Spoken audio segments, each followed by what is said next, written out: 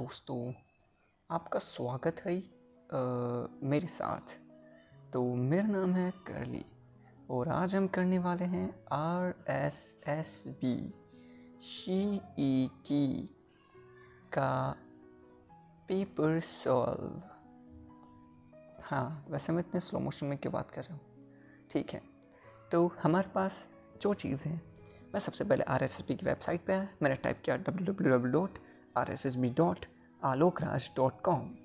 तो उसके बाद हम पहुंच गए इस वेबसाइट पर और यहाँ से मैंने पेपर निकाल लिया। तो चलो अब शुरू करते हैं। प्रथम क्वेश्चन कह रहा है कि अन्वीक्षण में प्रयुक्त स्वर संधि है। क्या ही बात है, अन्वीक्षण में प्रयुक्त स्वर संधि। देखो बेटा, अन्वीक्षण, इसमें स्वर संधि के बारे में बताना है। तो यहाँ पर एक चीज़ होती है अनु, और मैं जानता हूँ ऊ का क्या हो जाता है व। तो ऊ का व हो गया न आधा, और पीछे की तरफ क्या था, इक्षण था।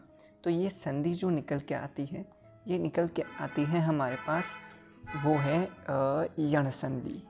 तो इसका ऑप्शन होगा इसका ऑप्शन होगा ए, यण संधि। नेक्स्ट क्वेश्चन अब हम देखें तो हमें देखने को मिलता है निम्न में से किसी स्वर संधि, निम्न में से किसमें स्वर संधि नहीं है। Question number 2।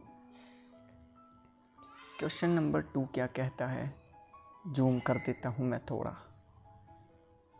मैं इतने ढीले ढीले उनकी तरह क्यों बात कर रहा हूँ, ठीक है। तो निम्न में से स्वर संधि नहीं है, इनमें से किसमें स्वर संधि नहीं है।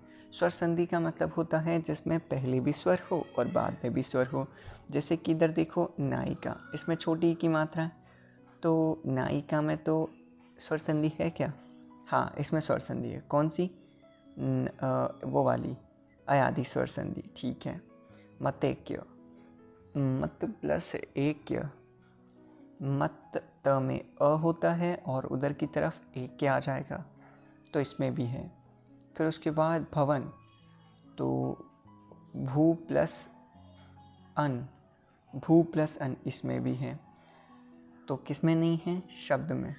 क्यों नहीं है, क्योंकि ये शब्द है, इसमें कोई भी संधि नहीं है। कैसे नहीं है, क्योंकि श है, श अगर ब, तो ये इसमें संधि कैसे हो रही है। ना तो शब्द कोई ऐसी खुद की अलग चीज़ है, ना श प्लस अब्द खुद की कोई अलग चीज़ होती है। सो ऐसी कोई संधि नहीं होती। तो इसमें स्वर संधि तो नहीं है, क्योंकि ब आधा है और उधर की तरफ दो है। तो इसमें तो अयादि संधि, इस भाई साहब में है यण संधि, ना ना ना इसमें वृद्धि संधि है, और इसमें भू प्लस अन, इसमें है यण संधि।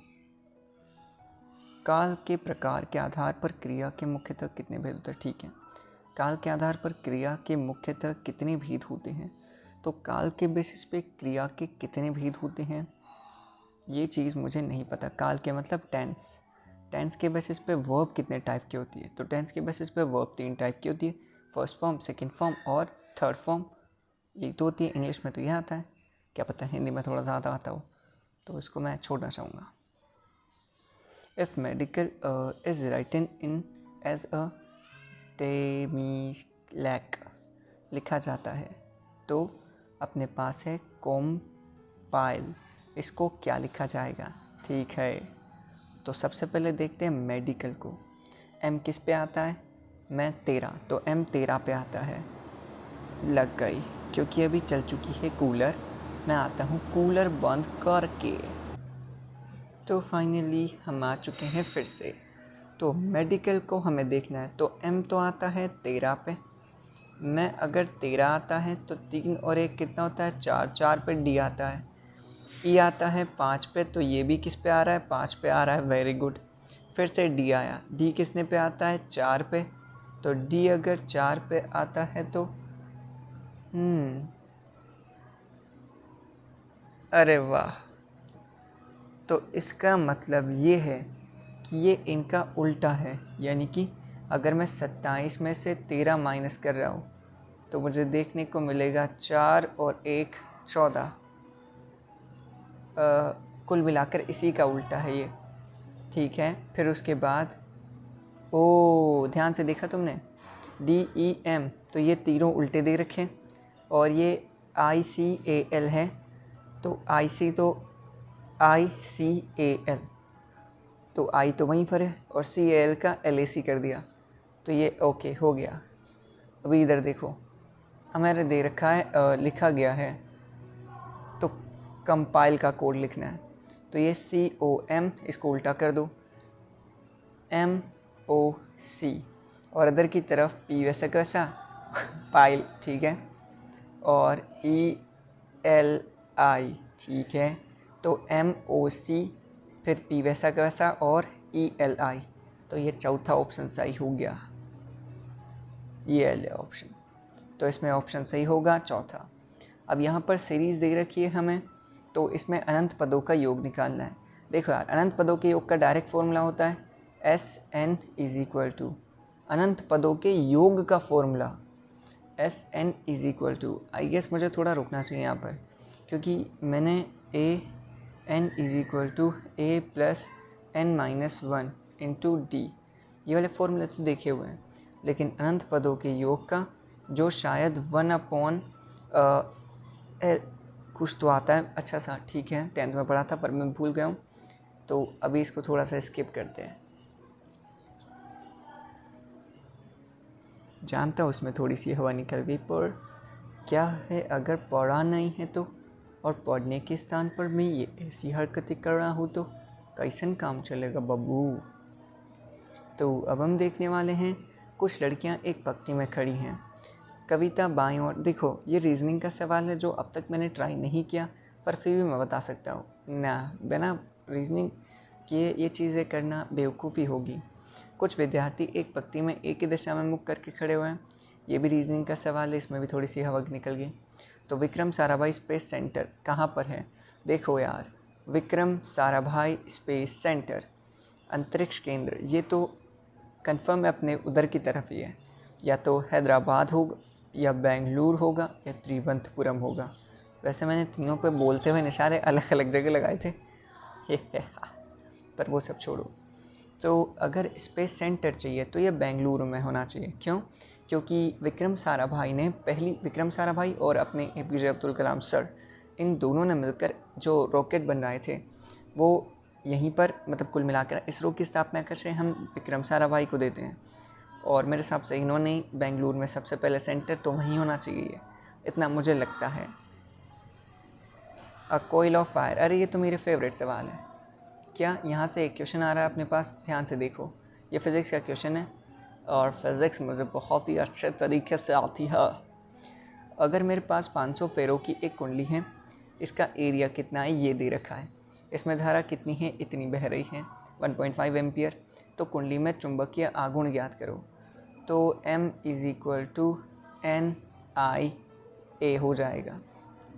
तो N का मतलब कितना है हमारे पास, ए यहाँ पर एरिया है, I धारा है, और N है अपने पास फेरों की संख्या, तो यहाँ से हम इसको रख देंगे 500 और इसको कट मतलब क्रॉस फिर रख देंगे 600 वर्ग centimetre. Oh my god, is there is a difference between the, यहाँ पर एक दिक्कत है फेरों के एरिया का, ये सेंटीमीटर में है तो मीटर में चेंज करूँगा, 600 किलोमीटर स्क्वायर वर्ग स्क्वायर यानी कि सेंटीमीटर स्क्वायर, सेंटीमीटर के बटा में अगर मैं लगाऊंगा तो हमारे पास नीचे कितना आ जाएगा, 1000 आ जाएगा, क्योंकि उसका भी स्क्वायर होगा ना फिर, तो 1000 आ जाएगा। अब इसके 6 जीरो से ये तो 600 का भी जो दोनों जीरो होंगे वो कट जाएंगे और इसके भी कट जाएंगे, तो 6 और 5 और ये 1.5, तो 6 पंजे 30 बचा, और ये 30 और इधर की तरफ 15 यानी कि 1.5, तो 15 45, तो ये 45 आ गया, और पीछे का ज़ीरो वैसा का वैसा, और फिर एक संख्या छोड़ के पॉइंट, तो आंसर कितना आएगा 45। Oh my goddess, there is a दुर्घटना हैपन, ठीक है दुर्घटना रुक गई, तो हमने सॉल्व कर लिया था, हमारा आंसर कितना है 45। नेक्स्ट क्वेश्चन है हमारे पास, जब कॉर्निया गोलाकार नहीं होता, जब कॉर्निया है ये कॉर्निया स्वच्छ मंडल गोलाकार नहीं होता तो किस प्रकार की दृष्टि का दोष होता है, ये कैसी बात कर रहा है, कॉर्निया है अगर वो गोलाकार नहीं होता। देखो अगर मैं तुम्हें कॉर्निया के, मेरे सिलेबस में आँख कट गई थी तो इसलिए मैंने आँख नहीं पढ़ी, तो इसकी वजह से हमारी अभी आँख हो सकती है, ठीक है। पर तो यहाँ से अगर ध्यान से देखा जाए इस सवाल को, तो इसमें सबसे पहले ये हमारी आई होती है, आई में इधर की तरफ एक ये होता है, इस चीज़ को कहते हैं कॉर्निया। अब ये जो कॉर्निया है इसका क्या काम होता है, ये हमारी आँख का मेन जो आगे का पार्ट होता है वो होता है। जब भी आई ट्रांसप्लांट होती है या हम अंधे होते हैं तो हमारे कॉर्निया ख़राब हो जाता है। और स्वच्छ मंडल ये देखो, और इसी की वजह से हमें नहीं दिखता। तो जब भी आई ट्रांसप्लांट करते हैं तो इसी का ट्रांसप्लांट करते हैं। अब इसकी वजह से देखो निकट और दूरदर्शी दोष होता है आँख के इलोंगेट होने की वजह से।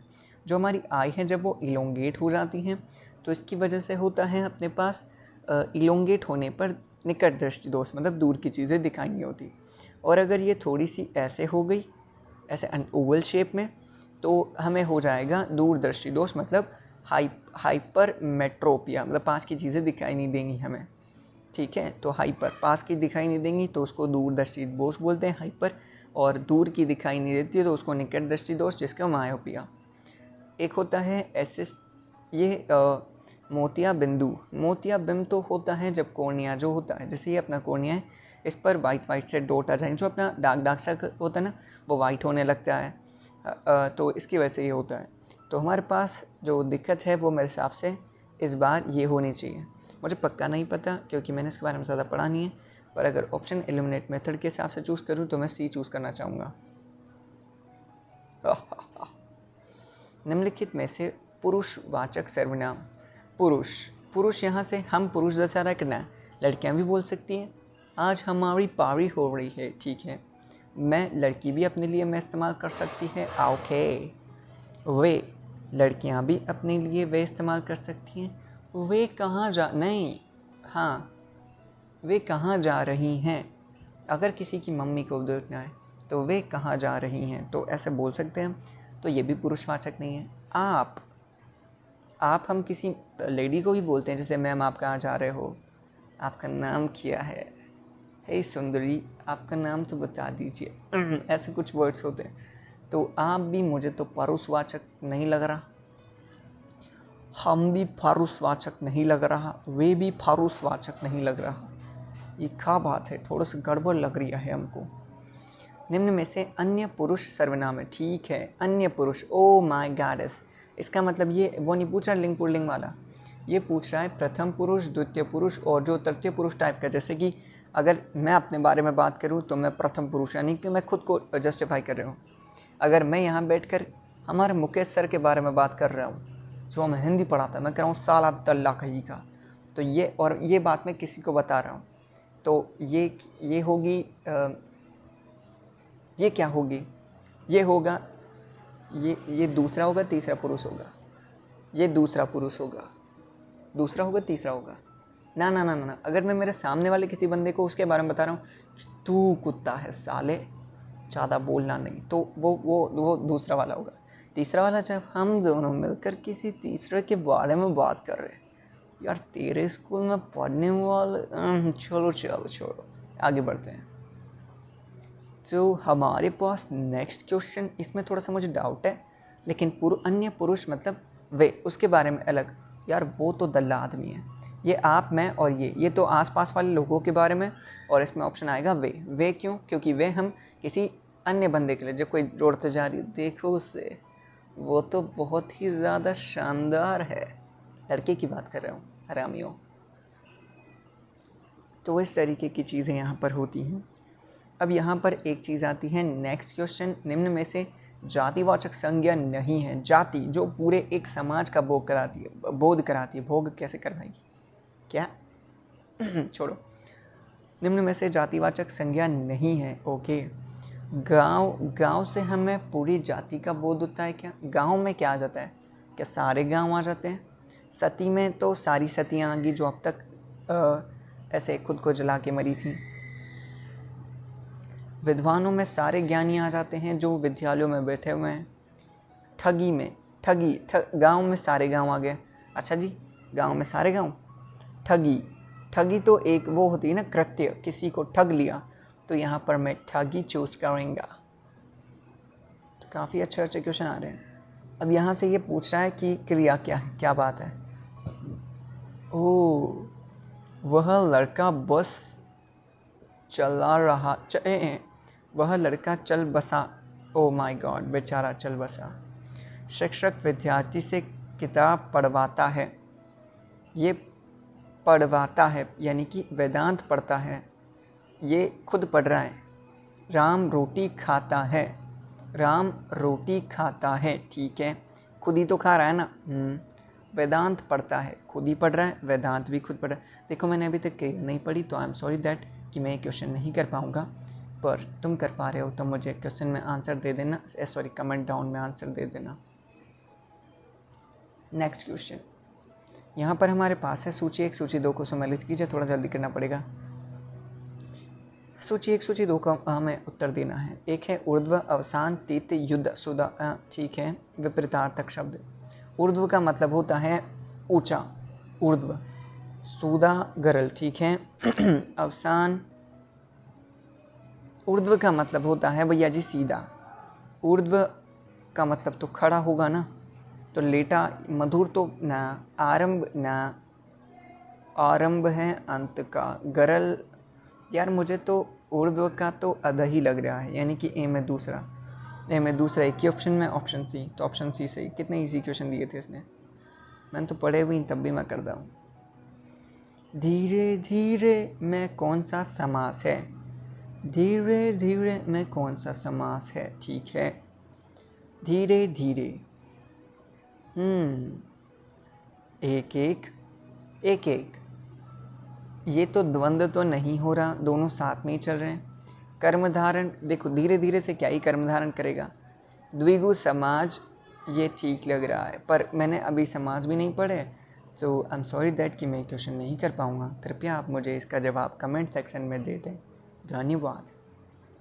Ethanol acid react with carbonate for, ठीक है, ये बोल रहा है जो एथेनोइक एसिड है, यानी कि हमारा ये कार्बोक्सिलिक एसिड भी कहते हैं इसको हम, C डबल बॉन्ड H, इसको कहते हैं एथमेटेट, एथेनोइक एसिड। ये कार्बोनेट के साथ क्रिया करके, कार्बोनेट क्या होता है? CO3, ये होता है कार्बोनेट। कार्बोनेट के साथ क्रिया करके क्या देता है? देखो अगर मैं ध्यान से देखूं तो पहले तो देगा कार्बन डाइऑक्साइड, एक देगा जल और एक देगा लवण, तो ऑप्शन ही आएगा। तुम्हें अभी पता होगा, अभी एक एग्ज़ाम हुआ था ठीक ठाक, मतलब अभी किसी चीज़ का तो एग्ज़ाम हुआ था यार, जिसमें ना ये क्वेश्चन आया था पर थोड़ा सा बड़ा बनाकर, तो मुझे समझ चुका है कि नया पैटर्न में वो क्या पूछता है। वो कुछ अलग नहीं पूछता, वो हमसे पुराने क्वेश्चन पूछा है, लेकिन इस बार थोड़े डिटेल में, समझ रहे हो, कुछ अलग नहीं है, कुछ भी अलग नहीं है, सिर्फ नई चीज़ें हैं। कार्बन का वह गुण जो लंबी श्रृंखला बनाने के लिए उत्तरदायी होता है। कैसी बातें कर रहा है यार, कैसी बातें कर रहा है, उसको कहते हैं श्रृंखलन का गुण, कार्बोनेशन ना। कार्बन का ऐसा गुण जो लंबी श्रृंखलाएं बनाता है, हाइड्रोजनीकरण नहीं भैया। सब्लिमेशन, उदोपातन क्या अलग चीज़ है, तो कार्बोनेशन और केटिनेशन, केटिनेशन, कार्बोनेशन, कार्बन से कार्बन की श्रृंखलन बोलते हैं। देखो मैंने तो हिंदी में पढ़ा है, उसके जो श्रृंखला बनाने का गुण होता है उसे कहते हैं श्रृंखलन, और श्रृंखलन को हम यहाँ पर तो इसने सिर्फ श्रृंखला लिखा हुआ है। कार्बोनेशन, मैं कार्बोनेशन चूज़ करना चाहूँगा, ऑप्शन सी, क्योंकि यहाँ पर अगर श्रृंखला है तो कन्फर्म इस जगह श्रृंखलन होना चाहिए। उद्योपातन एक अलग चीज़ होती है। नेक्स्ट क्वेश्चन है हमारे पास, अगर सेंस क्या, ओके, इसमें भी मैं थोड़ा सा रेस्ट लेना चाहूँगा क्योंकि अभी मैंने मैथ्स इतनी पढ़ी नहीं है, और हाँ अब सिर्फ 3 महीने बाकी हैं, अभी सिलेबस उठा के भी नहीं देखा है, तो लेकिन मतलब कुल मिला के हवा निकलेगी। इधर है हमारे पास रेशियो, 2 संख्याएं 21:26 के अनुपात में है, प्रत्येक में 8 जोड़ा जाए तो नई संख्या 5:6 हो जाती है। अगर प्रत्येक संख्या से 2 घटाया जाए तो संख्या का अनुपात क्या होगा? क्या बात है, मैथ्स में मैं थोड़ा सा पीछे जाना चाहूँगा अभी। निम्न में से कौन सी इंटेल कॉरपोरेशन द्वारा निर्मित प्रत्येक माइक्रो प्रोसेसर की ट्रांजिस्टर क्षमता है? अरे यार, अरे यार, अरे यार, ये तो हमार कंप्यूटर वाला बाबू ने सिखवाया था हमको यार। हमें लगा कंप्यूटर वाला ऐसा फेंकन जा रहा है तो हम उस पर इतना ध्यान नहीं दिए, अब हमको पता चल रहा बाड़ू कि ये तो इम्पोर्टेंट हुई साला। ठीक है, कोई बात नहीं, हम रिवाइज कर लेते। हम इसको रिवाइज कर ले फिर हम इस सवाल को कर देंगे, फिर हमको बहुत अच्छा लगेगा कि तुमको भी ये सवाल आता है और ये क्या लिख रही मैं इधर। पुष्पा मूवी देखने का मन हो रही कि मेरे। ठीक है, तो 22वें क्वेश्चन में निम्न में से ये यार मुझे जहाँ तक पता है ना 17,000 थी, कंफर्म नहीं कह सकता, पर मेरे दिमाग में जो चीज़ घूम रही है 17,000। और जब मेरे दिमाग में कोई चीज़ घूमती है इसका मतलब लगभग वो सही ही होती है मैक्सिमम टाइम, क्योंकि मेरे दिमाग में कुछ छवि रहती है उन चीज़ों की। तो इसमें 17,000 आएगा। एक है एक्सेल निम्न में से कौन सा कमांड आपको, ये क्या है, अगली वर्कबुक विंडो पर ले जाता है। एक्सेल का निम्न में से कौन सा कमांड है जो आपको अगली वर्कबुक विंडो पर ले जाता है। एक्सेल का देखो, अगर आपको नई विंडो चाहिए तो यार ये मैंने देखा नहीं, जो तो मैंने वो कोर्स किया हुआ है पूरा कंप्यूटर कोर्स, लेकिन सालों ने हमें कंप्यूटर कोर्स के नाम पे क्या सिखाया है, आओ बस ऐसे थोड़ा बहुत नोटंकी करो और जाओ, ज़्यादा कुछ सिखाया नहीं, हमें सिखाने की ज़रूरत थी। इससे ज़्यादा तो मैं यूट्यूब पर देख लेके सीख लेता, यूट्यूब पर देख कर सीख लेता, पर कोई बात नहीं, ठीक है सर। तो हमारा क्वेश्चन नंबर, ये भी मैं थोड़ा छोड़ना चाहूँगा, मुझे पता है तुमको भी नहीं आता इसमें, क्योंकि तुम बहुत जाहिल गवार हो, तुम भी इसी जगह से आते हो जहाँ से मैं आता हूँ। राजस्थान, कोटा, बूंदी और झालावाड़ की बोलियाँ कौन सी हैं। देखो क्या बात है, क्या बात है, यहाँ पर पूछा इसने। तो देखो यार इतनी सी बात है, मैं इधर से आता हूँ हाड़ौती से, तो हाड़ौती में कौन सी बोली जाएगी, हाड़ौती बोली जाएगी, तभी तो हमारा नाम हाड़ौती क्षेत्र है। मैं सरकारी में पढ़िया होया। ठीक है, बिछियो, लालर, नोकिला, शिखर राजस्थान के हैं। देखो भैया बिछियो ये एक आभूषण है, आभूषण इसमें ऑप्शन में है नहीं। बिछियो, लालर, वालर, लूर, पूर, जवारा, मोरिया। तो एक सेकेंड, ये तो लोकगीत भी हो सकते हैं। लालर, वालर, लूर, अरे नहीं ये डांस है, डांस है, ये डांस है। बिछियो, लालर, वैसे ये जो बिछिया है ये तो लोकगीत है एक टाइप का जो बोला जाता है। बिछियो एक लोकगीत है, हाड़ौती क्षेत्र में बोला जाता है, और एक लेडी होती हैं जिनको बिच्छू खा लेता है, और वो लेडी मरने जा रही है, मतलब ऐसे मरने जा रही है, तो अपने पति को दूसरी शादी के लिए बोलती, कितनी प्यारी लेडी है। और ये है लालर, ये भी गरासियाओं का लोकगीत है, तो मैं इसमें चूज़ करना चाहूँगा क्योंकि लोकगीत है ये, लोकगीत ये रहा अपना लोकगीत। बिछियो, बिछियो डांस है, लोकगीत है। वैसे बिछियो होना तो चाहिए गीत, क्योंकि डांस में कैसे बताएंगी किसी को कि क्या, वह डांस में एक्शन करके बता सकती है ना। एक तो यार ये रिवीजन ना, very bad thing, very bad thing. ये देखो, राजस्थान के कौन से, अब हाल ही में एक क्वेश्चन आया था मित्रों, नमस्कार मित्रों, अभी हाल ही में एक क्वेश्चन आया था कि राजस्थान में कौन से ऐसे लोक देवता हैं जो हाथ में भाला लेते हैं और मतलब और वो अपनी वीरता के लिए जाने जाते हैं, हाथ में भाला लेते हैं, घोड़े पर सवार हैं, और ये जो अपनी वीरता के लिए जाने जाते हैं। तो हम अगर ध्यान से देखें तो उसमें सांपों के देवता कहीं भी जिक्र नहीं था, तो हमने इसमें ऑप्शन क्या था सही, पाबू जी सही था उसमें। इसमें तो सांपों के देवता भी हैं, तो अपने गोगा जी हैं, लेकिन गोगा जी, हाँ गोगा जी यहाँ पर अकेले सांपों के देवता के रूप में हैं, तो गोगा जी आएगा। तो ये क्वेश्चन है ना अभी नए एग्जाम में पूछे जा रहे हैं, पर ऐसे नहीं कि सिर्फ सिंगल लाइन में इतना सा पूछ लिया। वो पूछेगा निम्न में से कौन सा लोक देवता की ये विशेषता है, तो 2-4 विशेषता लिख देगा, हाथ में भाला लिए है, घोड़े पर बैठे हुए हैं, सांपों जैसा कोई वर्णन नहीं करेगा, कर देगा तो क्योंकि अंदर ही बता देगा, क्योंकि ये तो आसानी से हो जाएगा। तो इस बार बस उसने इन्हीं क्वेश्चंस को थोड़ा डिफाइन कर दिया, बड़ा कर दिया, बाकी कुछ भी नहीं है। जिसके समान दूसरा नहीं है वह विग्रह देखो, जिसके समान दूसरा नहीं है इस विग्रह के लिए समस्त पद दो।